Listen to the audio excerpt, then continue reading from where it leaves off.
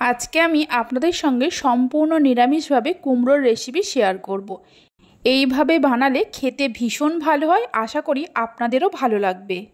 নমস্কার বন্ধুরা, রূপাস কিচেনে সবাইকে স্বাগতম। তাহলে চলুন দেখে নেওয়া যাক। শুরু থেকে শেষ পর্যন্ত দেখার জন্য আপনাদের কাছে অনুরোধ রইল।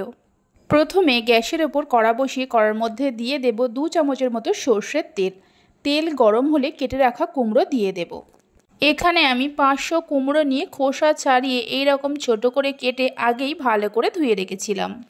গ্যাসের ফ্লেমটা হাইতে করে কুমড়োগুলোকে লাল লাল করে ভেজে নেব। কুমড়োগুলোকে ভালো করে ভেজে নেওয়া হয়ে গেছে, তুলে নিয়ে রেখে দেব। কুমড়ো তুলে নেওয়ার পর ওই কড়াতে দিয়ে দেব আরও 2 চামচের মতো সর্ষের তেল।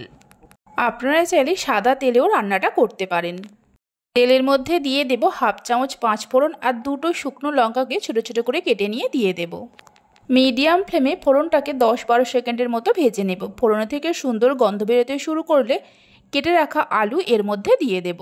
একটা বড় সাইজের আলুকে আগেই এই রকম ছোট ছোট করে কেটে রেখেছিলাম। আপনারা চাইলে আলু ছাড়াও এই রেসিপিটা বানাতে পারেন। হাই ফ্লেমে আলুগুলোকে মিনিট 2-3 সময় ধরে ভেজে নেব।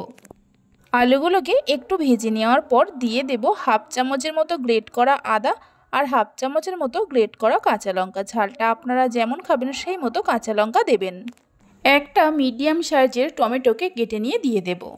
এবার সব কিছুকে একটু ভেজে নেব, মানে আদা টমেটোর কাঁচা গন্ধটা যাওয়া পর্যন্ত। প্রায় 2 মিনিটের মতো ভেজে নেওয়ার পর দিয়ে দেব অল্প করে জল। এই সময় কিছু গুঁড়ো মশলা দিয়ে দেব। অল্প করে হলুদের গুঁড়ো, অল্প করে জিরে গুঁড়ো আর অল্প করে কাশ্মীরি লঙ্কার গুঁড়ো। সব কিছু আমি 1 চামচের 3 ভাগের 1 ভাগ করে নিয়েছি। মিডিয়াম ফ্লেমে আরও মিনিট 2-3 সময় ধরে কষিয়ে নেব। সব কিছুকে খুব ভালোভাবে কষিয়ে নেওয়ার পর দিয়ে দেব 1 মুঠোর মতো ভেজানো ছোলা। এই ছোলাগুলোকে আমি সারা রাত জলে ভিজিয়ে রেখেছিলাম। স্বাদ মতো নুন দিয়ে দেব আর যে কুমড়োগুলো ভেজে রেখেছিলাম দিয়ে দেব। সব কিছুকে খুব ভালো করে মিশিয়ে নেওয়ার পর দিয়ে দেব পরিমাণ মতো হালকা গরম জল। খুব বেশি জল দেওয়ার প্রয়োজন নেই, কারণ আলু আর কুমড়ো ভাজতে ভাজতেই হাফ সেদ্ধ হয়ে গেছে।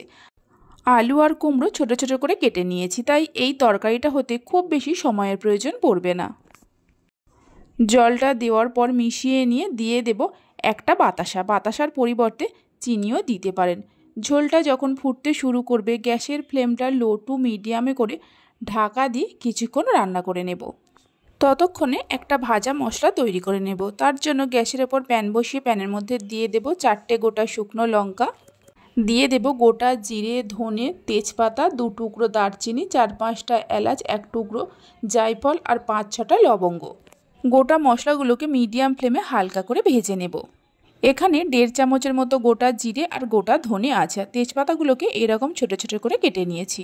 মশলা থেকে সুন্দর গন্ধ বেরোতে শুরু করলে প্লেটের মধ্যে ঢেলে নিয়ে রেখে দেব। একটু ঠান্ডা হলে গুঁড়ো করে নেব। প্রায় 7-8 মিনিট পর ঢাকা খুলে দেখে নেব আলু আর কুমড়োগুলো সেদ্ধ হয়েছে কিনা। দেখুন আলু আর কুমড়ো খুব সুন্দরভাবে সেদ্ধ হয়ে গেছে। এইভাবে একবার নিরামিষ কুমড়োর রেসিপিটা বানিয়ে দেখতে পারেন। বাড়িতে বানালে খেয়ে কেমন লাগলো অবশ্যই আমাকে কমেন্ট করে জানাবেন। সব শেষে দিয়ে দেব যে গোটা মশলাগুলো ভেজে রেখেছিলাম গুঁড়ো করে 1/2 চামচের মতো দিয়ে দেব। ভাজা মশলাটা দিয়ে মিশিয়ে নিয়ে গ্যাসের ফ্লেমটা বন্ধ করে দিতে হবে। রেসিপি ভালো লেগে থাকলে অবশ্যই একটা লাইক করবেন, বন্ধুদের সঙ্গে শেয়ার করবেন। ভালো লাগলে চ্যানেলটি সাবস্ক্রাইব করে পাশে থাকা বেল আইকনটি প্রেস করবেন নতুন রেসিপির আপডেট পাওয়ার জন্য। তাহলে চলুন ভিডিওটা আমি এখানেই শেষ করছি। আপনারা সবাই ভালো থাকবেন, সুস্থ থাকবেন। ধন্যবাদ।